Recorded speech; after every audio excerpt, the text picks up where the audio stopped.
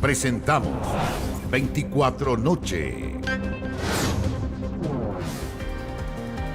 Hola, ¿cómo están? 2 de la mañana con 6 minutos. Les damos la bienvenida a esta edición de 24 Noche aquí en TVN y las pantallas de canal 24 horas. Vamos a comenzar con la información respecto a Luis Castillo, uno de los 13 indultados por el presidente Boric en diciembre del año pasado. Esto en el marco del estallido social, quien fue detenido junto a otras 3 personas por un presunto delito de secuestro. Aunque durante la tarde la Fiscalía de Copiapó confirmó que existen 2 versiones de lo ocurrido. La hija de Castillo aseguró en exclusiva a 24 horas que la víctima habría inventado el secuestro. Vamos de inmediato con Jorge Hans, que nos va a contar los detalles. Jorge, ¿cómo estás? Muy buenas noches. Claro, continúa la incertidumbre respecto a si Luis Castillo, el indultado por el presidente Boric hace prácticamente un año, participó o no en un delito de secuestro que quedó al descubierto, en forma aparente al menos, a las 10 de esta mañana en la ciudad de Copiapó, en un servicentro específicamente, donde personal de Carabineros acudió ante un llamado telefónico que denunciaba que había una persona retenida ilegalmente al interior del maletero de un vehículo. Este servicentro, ubicado en pleno centro prácticamente de la capital regional, fue copado por la policía, quien detuvo a los ocupantes del vehículo, 3 mujeres y un hombre, y ese hombre que conducía el vehículo resultó ser Luis Castillo, que había sido condenado anteriormente por varios delitos, pero además participó en los hechos delictivos que rodearon al estallido social, y posteriormente, el 30 de diciembre del año pasado, quedó en libertad en virtud del beneficio concedido por el gobierno del presidente Boric. La versión inicial hablaba de un secuestro cometido contra la persona que iba en el maletero del vehículo. No obstante, poco después surgieron algunas otras versiones. La reserva del caso, reserva absoluta, dictada por la Fiscalía Local, ha impedido hasta el momento conocer una versión oficial sobre lo ocurrido, y Televisión Nacional Red Atacama tuvo acceso exclusivo a un testimonio entregado por la hija de Luis Castillo. Ella recogió evidencia de redes sociales, específicamente de Instagram, donde diversos videos daban cuenta de que todos los involucrados en este hecho, incluido el presunto secuestrado, habrían participado durante toda la noche en un eventual carrete, consumiendo drogas, circulando a distintas velocidades por la ciudad de Copiapó, y finalmente terminando con una discusión en el servicentro respecto a si el presunto secuestrado iba a ponerle benzina o no al vehículo para seguir circulando. Escuchemos lo que dijo en primer lugar la hija de Luis Castillo respecto a esta situación, exculpándolo a él del presunto delito de secuestro. Nunca hubo un secuestro, incluso se ve en el video que él iba sentado, y creo que no está amedrentado, no salió amarrado y tampoco le quitaron el celular. Él mismo llamó a los carabineros para informar esto. Lo que dicen las niñas, lo que él no quiso como pagar y se tiró para atrás y dijo que las iba a acusar, algo así. Entonces, creo que iban a echar benzina y él no quiso pagar la benzina y se tiró para atrás, y él empezó a llamar y creo que no quería que supieran que estaba como con ellas carreteando, porque la señora la iba a retar, le iba a pegar. Naturalmente, esta situación de un indultado por el gobierno cometiendo un delito tan grave como el de secuestro generó múltiples reacciones a nivel no solo policial, sino mayormente político. Escuchemos el resumen de lo que ocurrió en la capital y a lo largo de todo el país a raíz de esta situación en la nota que preparó Claudio Arévalo. En las imágenes entregadas a 24 horas se aprecia la detención de 4 personas, 3 mujeres y un hombre que presuntamente amenazaron y secuestraron a una víctima en un servicentro de Copiapó. La investigación, que está bajo reserva, eso sí, ha dejado entrever algunos detalles. Las 3 mujeres serían menores de edad y la víctima, un hombre adulto, fue encerrado en el maletero de su propio automóvil. Se está investigando entonces un presunto secuestro. Hay 4 detenidos y hay una víctima. Y esa es toda la información que vamos a entregar. El único hombre detenido por el presunto secuestro y que aparece en estas imágenes se llama Luis Castillo Opaso. ¿Le suena ese nombre? Soy Luis Castillo, preso político rodriguista, acabo de obtener mi libertad, hermano. Se trata de uno de los 13 indultados por el presidente Gabriel Boric en el marco del estallido social. Liberado un 30 de diciembre del 2022, la noticia de reincidencia de Castillo Paso complicó la mañana de este jueves al gobierno. Mientras no recopile los antecedentes de una investigación policial y que está llevando a cabo el Ministerio Público, no tengo ningún elemento de juicio para responder su pregunta. La alargada polémica de los indultos vuelve a golpear al gobierno y al presidente Luis Castillo, denominado el insurrecto. Cuenta con un prontuario de 5 condenas por 6 delitos, entre ellos robo con sorpresa y lesiones menos graves, y 26 causas judiciales donde se contabilizan detenciones por robos con violencia, hurto y violencia intrafamiliar. Apresado por atacar el registro civil de Copiapó en medio del estallido social, fue liberado a pesar de las advertencias de una posible reincidencia por su alto compromiso delictual. No alcanzó a completar un año antes de perder su libertad. Estamos en presencia a todas luces de una reincidencia o un crimen que fue anunciado. Estamos en presencia, en definitiva, de una crónica de un delito anunciado. Tenemos a cargo de la seguridad de Chile a un grupo de políticos que no confía y que no tiene convicciones para enfrentar la delincuencia. Acá hay una situación donde no podemos culpabilizar. Un indulto no significa que una persona vaya a dejar de delinquir, es una posibilidad que existe. El presidente Piñera indultó a casi 3.000 personas y algunas cometieron delitos. Yo no lo culparía de aquello, era un contexto. Lo dijimos en su momento y este hecho lo ratifica. Los indultos que concedió el presidente Gabriel Boric fueron un error político y jurídico garrafal. Avanzada la tarde, desde La Moneda confirmaron la presentación de una querella en caso de que se confirme el presunto delito de secuestro por parte de Luis Castillo Paso. En la medida que el gobierno tenga más antecedentes que permitan calificar el delito de un secuestro, por supuesto nos vamos a querellar como lo hacemos en aquellos delitos graves, como los delitos de secuestro que producen conmoción pública. Si es que en este delito hubiese participado una persona indultada, lo consideramos aún más grave y por lo tanto más aún se justifica la querella. Esto es una decisión difícil, pero lo hago pensando en el bien de la patria. Estos son jóvenes que no son delincuentes.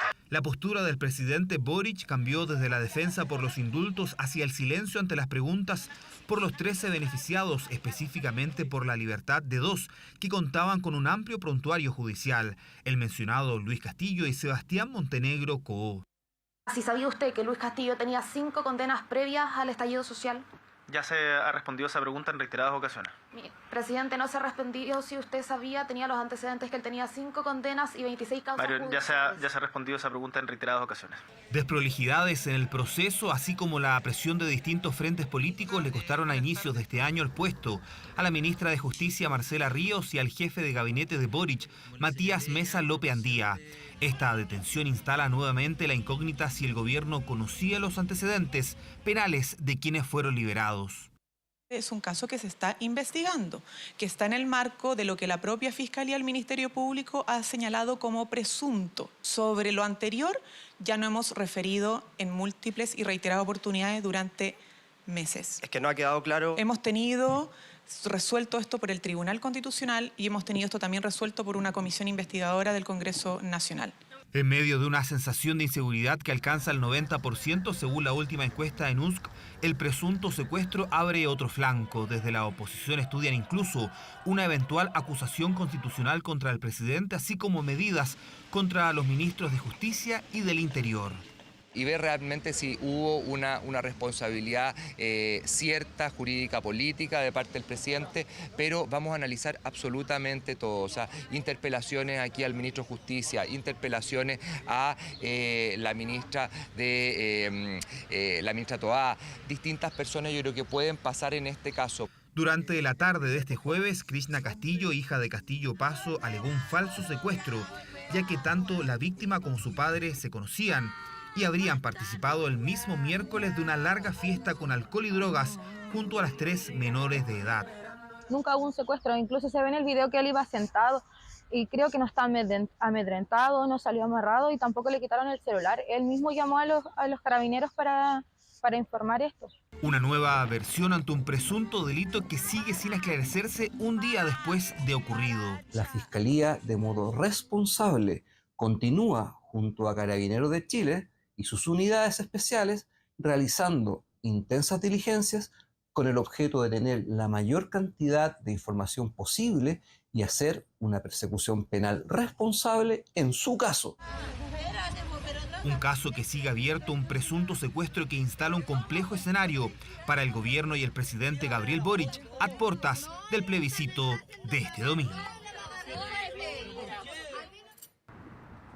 De acuerdo a la última información emanada desde la Fiscalía, el presunto secuestrado se mantiene en su versión de que efectivamente fue víctima de un delito de retención ilegal por parte de las personas que iban en su vehículo, en el vehículo que él conducía inicialmente, que fue asaltado, dijo, y que lo obligaron a circular con estas personas durante toda la noche hasta que esto culminó con el llamado a Carabineros, que terminó con esta situación y con las 4 personas detenidas, incluido el indultado Luis Castillo.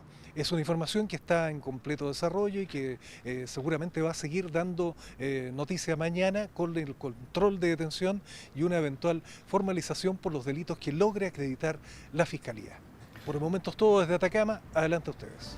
Muchas gracias, Jorge Hans, por este completo informe. Vamos a seguir bien atentos a cómo se sigue desarrollando este caso ahí en la región. Y este claramente ha sido un hecho que ha golpeado fuertemente a La Moneda, donde han estado pendientes todo el día de los progresos de la investigación de la Fiscalía para determinar si hubo o no un secuestro. Ahí está Marian Basso, nos va a contar los detalles. Marian, ¿cómo estás? Hola, muy buenas noches. Sí, ha sido un día complejo para el Palacio de la Moneda, para el gobierno, específicamente para el presidente Gabriel Boric, porque hoy día muy temprano la Fiscalía de Copiapó constató la detención de varios sujetos, entre ellos Luis Castillo, uno de los indultados por el presidente de la República en diciembre del año pasado por un presunto secuestro. Eso a 2 días del plebiscito, ¿no es cierto? Una situación muy compleja para el Ejecutivo, pero también por el caso de indultos que ha seguido y ha perseguido al gobierno desde que se realizaron en diciembre del año pasado. Durante la jornada, quienes se refirieron a este tema fueron los ministros, la ministra Camila Vallejo, vocera de gobierno, y también el subsecretario del Interior, Manuel Monsalve. Vamos a pasar a revisar primero las declaraciones del subsecretario del Interior, quien es el primero en señalar que todavía esto es presunto, que no se sabe si se ha establecido un delito, y si es así, el gobierno se va a querellar por ello, pero por el momento se tiene que establecer que esta es una facultad del presidente de la República y que en todos los indultos que se han otorgado a lo largo de la historia de forma presidencial ha habido reincidencia. Vamos a pasar a escuchar esas declaraciones, luego volvemos con la ministra vocera de gobierno. En la medida que se confirme el carácter del delito, el gobierno se va a querellar, porque estamos en este momento frente al presunto delito de secuestro.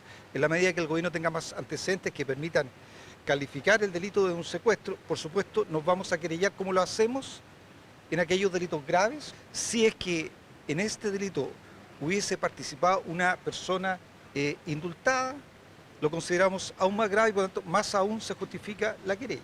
En Chile las tasas de reincidencia lamentablemente son relativamente altas. Siempre que se ejerce la facultad de indulto, siempre que por lo demás se ejerce los beneficios carcelarios para personas condenadas, siempre existe el riesgo de que eventualmente haya una reincidencia. ¿Y no hubo un seguimiento? Si yo saco la estadística general, a propósito de lo que usted plantea, 1 de cada 4 personas que han sido indultadas en la historia de Chile ha reincidido. No confirma absolutamente nada porque todo está en el marco de lo presunto. Presunto es hipotético, presunto es teórico, presunto es algo que es un supuesto. Lo que sí nosotros podemos decir, y lo dijo muy claramente también el subsecretario hace algunos minutos, es que de configurarse el delito de secuestro, que entraría en un proceso de formalización por delito de secuestro, nosotros como gobierno aplicaríamos querella, sea quien sea la persona involucrada en esto. Pero todavía estamos hablando, a menos que la Fiscalía confirme otra cosa, de un presunto secuestro. Es una situación complicada para el Palacio de la Moneda porque en varias ocasiones, desde que sucedieron los indultos en diciembre de 2022, se le ha consultado al presidente de la República, a los distintos ministros y ministras, si es que se tenían todos los antecedentes a la vista al momento de indultar a Luis Castillo. ¿Por qué? Porque su caso es complejo. Él tiene 26 causas judiciales ligadas a su nombre. También tiene condenas en el año 2005, 2006, 2017 y por ende siempre está o estuvo sobre la mesa la pregunta si se tuvieron en vista esos antecedentes, ese prontuario para poder indultarlo. Esa respuesta hasta el día de hoy no ha llegado y se han remitido a señalar que es una facultad del presidente de la República y que cualquiera de las instancias que se ha recurrido por parte de la oposición para impugnar estos indultos, como fue en el caso del Tribunal Constitucional, no ha surgido efecto. Vamos a pasar a escuchar las declaraciones de la ministra vocera de Gobierno, Camila Vallejo, donde se le insiste respecto de si se tenían o no se tenían todos los antecedentes a la vista. Escuchemos esa declaración. ¿Que el gobierno efectivamente considera que fue un error haber otorgado ese indulto a Luis Castillo? Pero es que ya no hemos referido sobre eso, no tengo nada más que agregar. No ha quedado claro a los medios de comunicación si es que tenían los antecedentes de Luis Castillo y los leyeron antes de otorgarle el indulto o no. Entonces creo que el gobierno debería referirse a ello. Hemos tenido resuelto esto por el Tribunal Constitucional y hemos tenido esto también resuelto por una comisión investigadora del Congreso Nacional. No, ministra, pero no tiene que ver con la facultad presidencial de otorgar los indultos. La pregunta sigue siendo si es que el gobierno manejaba todos los antecedentes a la hora de otorgar el indulto. Sobre eso los invito a ver todas las declaraciones de prensa y en entrevista. Ahí está la respuesta. No están las declaraciones, ministra. ¿Más preguntas? Sí, hay molestia en la Casa de Gobierno específicamente tras la declaración del fiscal de Copiapó, donde se señala que todavía no se puede establecer si hubo un delito de secuestro ni la participación en ella de este indultado Luis Castillo, porque hay dos versiones que se contraponen y se debe seguir con esta investigación. Esa dilación entre lo que sucedió el día de hoy y lo que va a suceder también el día de mañana es lo que ha acomplejado al Palacio de la Moneda, porque se buscaba poner un fin durante este día a esta situación. Se le consultó al presidente de la República, Gabriel Boric, en una de las únicas instancias que lo pudimos ver acá en los patios de la Casa de Gobierno, si es que había sido un error indultar en su momento a Luis Castillo. Este fue el ambiente y la respuesta que no obtuvimos por parte del presidente Gabriel Boric. Presidente, fue un error haber indultado a Luis Castillo, presidente. Presidente Boric. Presidente. Presidente. Una situación compleja que debe sortear nuevamente el mandatario, el tema de los indultos a 2 días del plebiscito constitucional.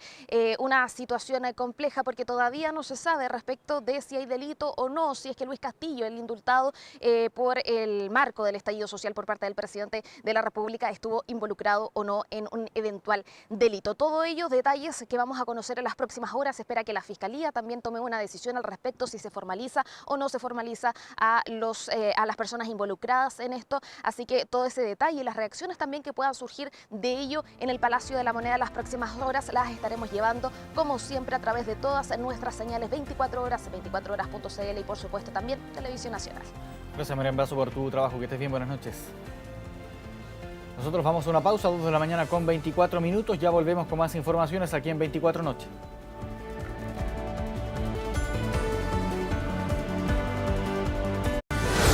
Ya volvemos con 24 Noche.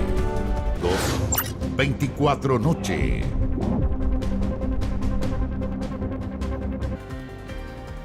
Ya estamos de regreso en 24 Noche. Vamos a tomar contacto de inmediato con Jan Yaquiti, que tiene la información policial del momento. Jan, ¿cómo estás? Buenas noches. Hola Marco, buenas noches. Nos encontramos en la comuna de La Granja porque aquí fue baleado un inspector de la Policía de Investigaciones, todo durante un procedimiento policial que fue efectuado en la avenida Santa Rosa con El Parrón y que habría terminado de la peor manera luego de que efectivos de la PDI llegaran a justamente realizar diligencias a un taller mecánico de motos por el delito del robo de una moto. Y es en ese contexto que ellos llegan al lugar, piden poder conversar con quienes se encontraban en el interior, pero cuando abren la puerta son recibidos a balazos.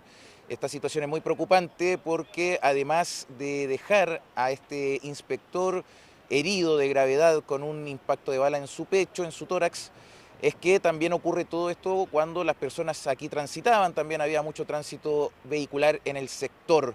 Pero luego de aquello también debió llegar Carabineros junto a apoyo del GOPE para eventualmente poder proteger a los inspectores y detectives que aquí estaban. Y fíjense que en ese mismo contexto es que ellos relatan, Carabineros, de que bajo un escenario bastante violento es el que ellos debieron enfrentar. Ahora, hay 13 personas detenidas, 8 son de nacionalidad colombiana y hay otros 5 de nacionalidad chilena. Entre los 8 detenidos de nacionalidad colombiana hay 2 mujeres y un adolescente de 15 años. Esto está siendo todo seguido a través de los peritajes que está realizando Carabineros a través del OS7, OS9 y también la BOCAR, para poder ir ya dilucidando de qué fue lo que ocurrió y también quién habría sido el que disparó. Se supone que, según Carabineros, ya está detenido e identificado quién dispara en contra entonces de este inspector de la Policía de Investigaciones. Escuchemos qué nos señalaban testigos y también autoridades respecto a este preocupante caso policial.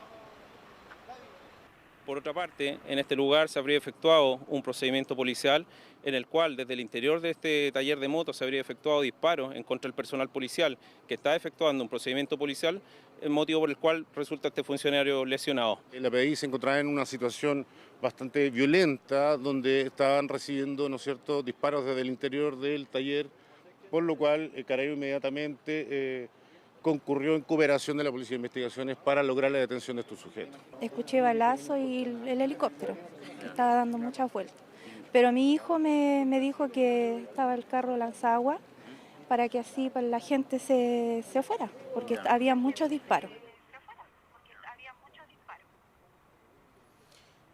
Marco, las diligencias continúan en curso y está intervenido el tránsito de forma intermitente y también parcial en Avenida Santa Rosa con El Parrón. Para quienes se estén trasladando en la región metropolitana, tengan atención en ese punto en la comuna de La Granja, porque aquí va a estar presente Carabineros todavía realizando diligencias para poder dilucidar qué fue lo que ocurrió y también cómo es que termina un inspector de la Policía de Investigaciones con un disparo en su pecho que lo tiene grave, hospitalizado en el Hospital Barros Luco. Marco.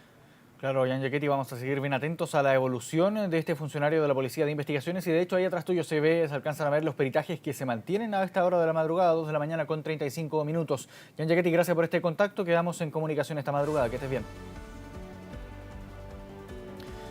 Vamos a otras informaciones. Fue la primera hebra del ya bullado caso Convenios. La Fundación Democracia Viva copó las portadas y dio origen a un sinfín de titulares en los medios de comunicación. Daniel Andrade y Carlos Contreras son los rostros de este caso que hoy los tiene detenidos en Antofagasta, donde Ignacia Jiménez junto a nuestro equipo regional han seguido de cerca el control de detención y una extensa formalización. Vamos de inmediato contigo. ¿Cómo están ustedes? Muy buenas noches. Audiencia de formalización de cargos en contra de Daniel Andrade y Carlos Contreras que continuará durante este día viernes acá en la región de Antofagasta. La última imagen de ellos de esta jornada fue la salida en el carro de gendarmería con la chaquetilla de imputados para pernoctar en dependencia justamente de gendarmería a la espera de lo que será la audiencia de formalización que terminará, se espera al menos por parte de los querellantes y las defensas el día de mañana. Ya la Fiscalía ha solicitado la prisión preventiva de ambos por ser un peligro para la sociedad, dijeron tanto los querellantes como el Ministerio Público, una audiencia bastante extensa donde se repasó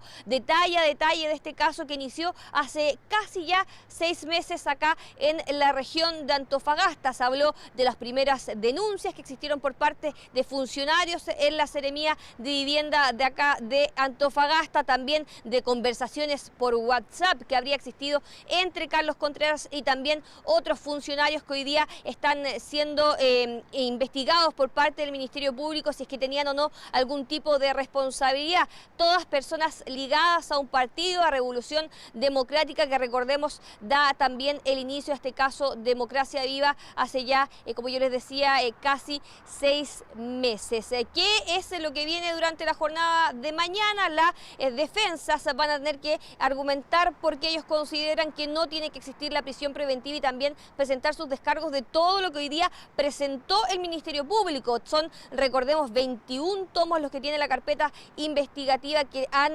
ido detallando durante esta jornada el Ministerio Público. Conversamos con el fiscal de la causa ya terminada esta audiencia, le preguntamos si es que esto incluso podría llevar en la lista de omisión de denuncia que investiga si es que hay autoridades que no hayan dado a conocer de manera oportuna este caso, si esto podría llegar incluso al presidente de la República, y no lo descartó. Pasemos a revisar las declaraciones del fiscal. La Fiscalía no descarta ninguna diligencia de investigación con independencia de la investidura, carácter o calidad de las personas que resulten investigadas. Por lo tanto, nosotros nos encontramos haciendo las gestiones para poder esclarecer los delitos que corresponden a cada una de las aristas que separó la Fiscalía. Durante esta audiencia de formalización se presentaron correos electrónicos, conversaciones por WhatsApp que ya las defensas de ambos imputados aseguran son solo una versión de la Fiscalía y que va a existir después una investigación y un eventual juicio que pueda permitirles a ellos rebatir estos argumentos en una investigación que recién comienza su etapa formalizada después de 6 meses de trabajo del Ministerio Público. Vamos a quedar atentos a lo que pase la jornada de este viernes para ver si finalmente los dos principales protagonistas de este caso, Carlos Contreras y Daniel Andrade, quedan o no en prisión preventiva después de esta audiencia de formalización. Gracias, Ignacia, por este contacto. Buenas noches. Y el ministro de Vivienda, Carlos Montes, confirmó que el polémico informe del caso Democracia Viva apareció durante la jornada de este jueves, pero aseguró que en el documento no se advierte ningún tipo de irregularidad. La polémica, recordemos, estalló este miércoles cuando la ex subsecretaria declaró ante la Fiscalía que sí le había hecho llegar un texto al ministro antes de que estallara el caso, lo que desmentía la versión previa del secretario de Estado, que siempre aseguró que solo se enteró del escándalo cuando este se conoció por la prensa. ¿Es verdad que le entregó el informe antes? ¿Qué le responde a la oposición, ministro, para renunciar a su cargo? Dudas que desde este miércoles rondan. La versión de la ex subsecretaria Tatiana Rojas contradijo los dichos de Carlos Montes. Si el ministro dijo que se enteró del escándalo cuando este estalló, la subsecretaria aseguró a la Fiscalía que Montes recibió un informe antes que el caso se conociera por la prensa. ¿Y dijo que se enteró después por la prensa? ¿Eso es mentira? Ya lo conversamos recién, vamos a hablar en Cuira Cautil. ¿Cuándo fue el ministro que se enteró sobre el caso? Gracias, chiquillos. Silencio en su llegada a la Araucanía. Minutos más tarde, el ministro reiteró su versión. No recibí ninguna información, ni ningún informe que dijera hay irregularidades, hay delitos, hay conflictos de interés. En fin, eso no lo recibí antes del 16 de junio. Las dudas provocaron una nueva arremetida de la oposición. Acusación constitucional contra Montes, anunció el Partido Social Cristiano, mismo camino que seguiría Chile Vamos y Republicanos si el presidente Boric no destituye al ministro. Ya no puede ser que el ministro Montes siga escondiéndose de las responsabilidades personales. ¿Se va a mantener en su cargo? O sea, aquí estoy en el cargo. O sea, no estoy aquí hablando como ministro y voy a seguir como ministro. Escritos que serían presentados este lunes cuando desde el propio oficialismo la figura de Montes comienza a incomodar. Esto ya no da para más. Es por eso que hago un llamado enfático al presidente de la República a pedir la renuncia del ministro Montes. Número 2, hacerse eco de la campaña que pide la renuncia del ministro es hacerse parte, lamentablemente, de la estrategia de la oposición que busca debilitar al gobierno y sacar pequeñas ventajas políticas. Pugna a raíz de un informe que hasta este miércoles no había sido encontrado. Sin embargo, entrada la tarde de este jueves, el panorama cambió. Apareció un informe de la época, del día de ese tiempo, y ya lo tenemos, y que lo que dice que está todo regular, que está todo en condiciones adecuadas. ¿Quién sería la creadora de este informe? No le quiero decir, tenemos el informe porque no sé quién es exactamente. ¿Su ex subsecretaria? Puede haber sido ella, no sé. Montes no aseguró si ese informe tiene como autora a la ex subsecretaria Tatiana Rojas, el que ella mencionó a Fiscalía. El día de hoy lo recibí. ¿Por qué la mañana dijo que no tenía informe? No lo tenía, es que lo tengo ahora en la tarde. Según Tatiana Rojas, el informe contenía un resumen de la situación de Antofagasta de todos los convenios, incluido el de Democracia Viva. A su nueva pregunta, dicho el informe se lo entregué al ministro antes que el caso Fundaciones saliera a la prensa. Con el informe encontrado desde el ministerio son tajantes en asegurar que en el texto no se establece ninguna advertencia de ninguna irregularidad. Sin embargo, los nuevos antecedentes no convencen a la oposición, que sigue exigiendo su salida. Lo cierto es que a esta altura quien se excusa se acusa. Yo creo que hay demasiadas dudas. La información estaba. La verdad es que esto ya no da para más. Montes y muchas otras personas deberían salir rápidamente. El ministro Montes es una persona seria que nada tiene que ver con los casos de corrupción. Si no hay una denuncia, el ministro estaría en lo correcto y muchos tendrían que pedirle disculpas. El ministro insiste que no renunciará, lo que activaría la acusación constitucional, que se oficializaría tras la elección de este domingo. Seguimos con política, pero en otros frentes, hablando ahora del plebiscito que se viene para este domingo. Desde la medianoche ya los comandos no pueden seguir haciendo campaña a favor o en contra de la propuesta de texto constitucional, por lo que ya se cerró oficialmente el despliegue en todo el país.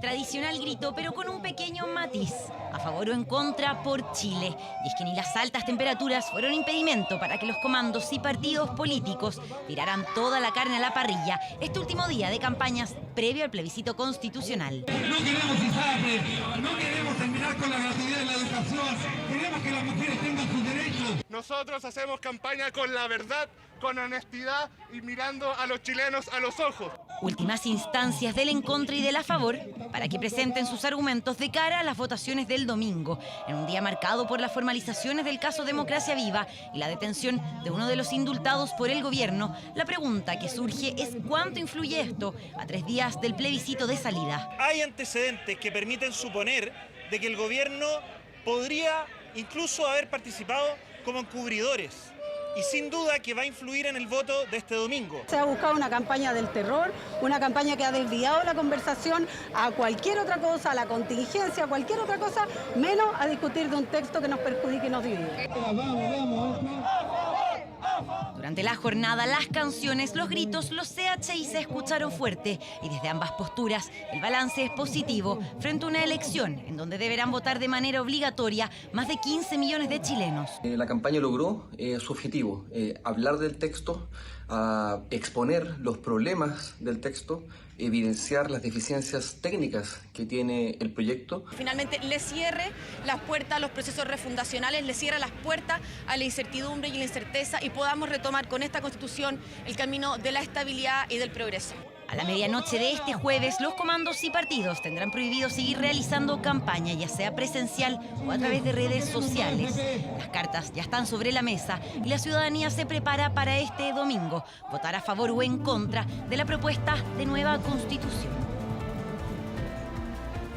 Nos trasladamos a esta hora de la madrugada al extremo austral de nuestro país. El presidente Boric se trasladó durante esta madrugada a la ciudad de Punta Arenas para ejercer su deber cívico este domingo en el marco del plebiscito. Loreto Figueroa nos va a contar los detalles desde la región de Magallanes. Loreto. Muy buenas noches, ¿cómo están? Los saludamos desde la región de Magallanes. Nos encontramos al exterior de la base aérea Chabunco, aquí en Punta Arenas, donde a eso de las 1:04 aterrizó el avión presidencial, pues el presidente Gabriel Boric Font llegó a la región de Magallanes, por supuesto, esto bajo el marco, ya que el día domingo él va a ejercer su derecho a voto en el plebiscito aquí en la zona. Una jornada donde intentamos conversar con él, estuvimos aquí esperándolo al exterior de la base aérea, pero sin embargo él salió raudo y veloz desde este punto, por lo tanto no pudimos obtener alguna declaración por su parte, pero también tenemos que tener en cuenta que la jornada de mañana, la agenda presidencial, comienza a eso de 1:15 para las 10 de la mañana. Eso es lo que se tiene estipulado hasta el momento, donde él va a ser parte de una firma de cooperación entre el área pública y privada. Esto todo bajo el marco con respecto al desarrollo sostenible del hidrógeno verde, una industria que se está potenciando aquí en la zona más austral del país. Por supuesto, la jornada de mañana estaremos informándoles acerca de la agenda presidencial. Que descansen y que tengan muy buenas noches. Buenas noches, Loreto. Gracias por este contacto. Que estés bien. Nosotros nos vamos a una pausa. Son las 2 de la mañana con 46 minutos. Siga con nosotros, ya volvemos.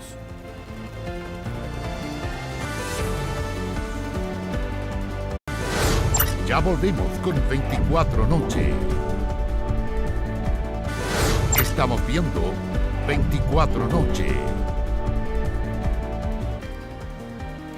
2:53 de la madrugada, volvemos a 24 Noche. El Ministerio Público, en conjunto con la PDI, lograron detener durante la jornada de este jueves a 51 personas, en su mayoría empresarios, que están acusados de causar el perjuicio fiscal más grande de la historia de Chile. Se calcula que el fraude supera los 240.000 millones de pesos. Los operativos de captura se realizaron en varias regiones del país y Yesenia Yamet nos va a contar los detalles de esta diligencia. Vamos con Yesenia. Hola, muy buenas noches. Una organización criminal compuesta por 7 clanes que están siendo investigados por la PDI por 4 delitos: asociación ilícita, fraude aduanero, delitos tributarios y lavado de activos. Fue cerca de las 23 horas que llegó hasta el aeropuerto de Santiago un avión de la Policía de Investigaciones que trasladaba a 2 detenidos, quienes serían presuntamente los cabecillas detrás de esta organización criminal que realiza este fraude histórico por 240.000 millones de pesos. El Servicio de Impuestos Internos dice que este es el fraude más grande en la historia de nuestro país. 83 domicilios fueron allanados en 10 regiones, concretándose así la detención de 51 personas, en su mayoría empresarios.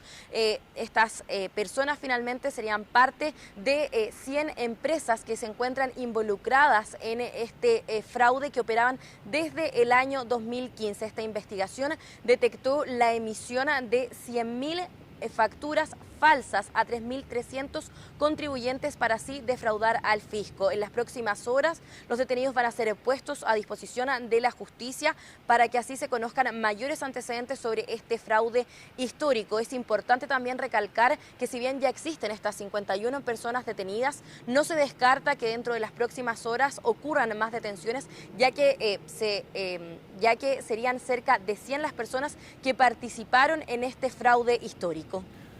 Gracias, Yesenia, por este contacto. Buenas noches.